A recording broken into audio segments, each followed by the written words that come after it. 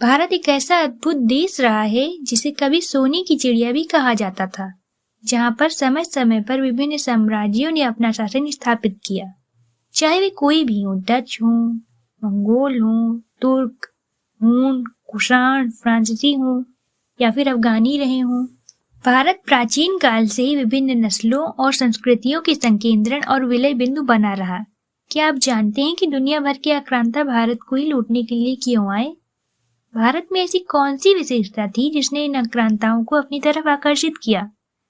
आज की इस वीडियो में हम इन्हीं सवालों के जवाब जानने का प्रयास करेंगे।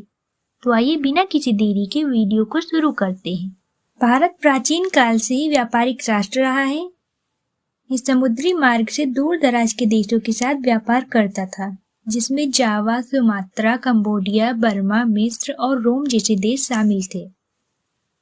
भारत विभिन्न प्रकार के मसालों जैसे काली मिर्च, लौंग, जायफल, दालचीनी और हाथी दांत के सामान, हस्तशिल्प जैसे मूर्तियां, गहने और अन्य सामान निर्यात करता था, जिसमें भारत के मलमल के कपड़े बहुत ज्यादा फेमस थे, जिसे सोने में तौला जाता था।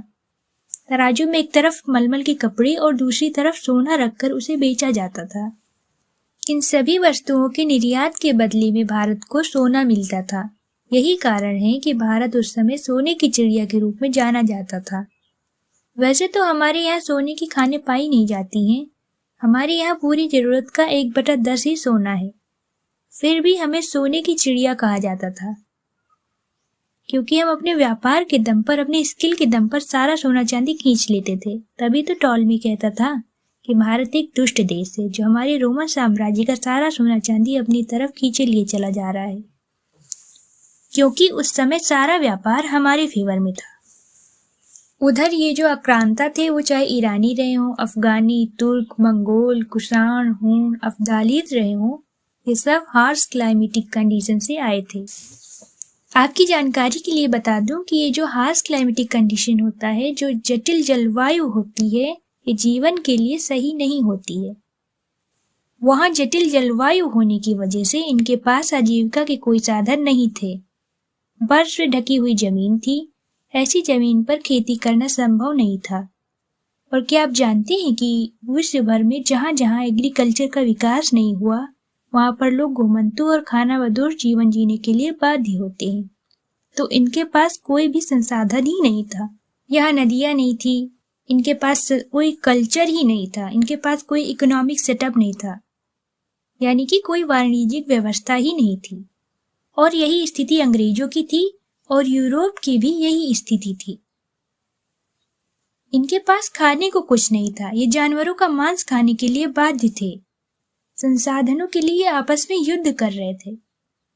अब जब इनके कानों तक भारत की समृद्धता की कहानियां पहुंचती थी, तो उनका भी मन करता था भारत से व्यापार करने को। लेकिन उनकी विडंबना ये थी कि उनके पास व्यापार करने को कुछ नहीं था। व्यापार करे तो करे कैसे? वो सिर्फ खरीदेंगे, हम उन्हें बेचेंगे, लेकिन खरीदने के लिए भी तो उनके पास पैसे होने चाहिए। इसीलिए भारत उनको एक ऐसा देश दिखा जिसे लूटा जा सकता है। उनकी नजर में भारत एक ऐसी सोने की चिड़िया थी जहां अगर पहुंच गए और वहां अपना शासन स्थापित कर लिया तो अनंत समय तक उनको पैसा मिलता रहेगा। इंग्लैंड की महारानी ने भी अपने शासन में कहा था कि हमारे समर्थ उपनिवेशों में, हमारी समर्थ चीजों में भारत एक चमकता हुआ मुकुट है। चाहे अफ्रीकन उपनिवेश हो या ईस्टर्न एशिया हो, भारत उन सभी कॉलोनीज में अकेले उनका सबसे बड़ा सोर्स ऑफ इनकम था।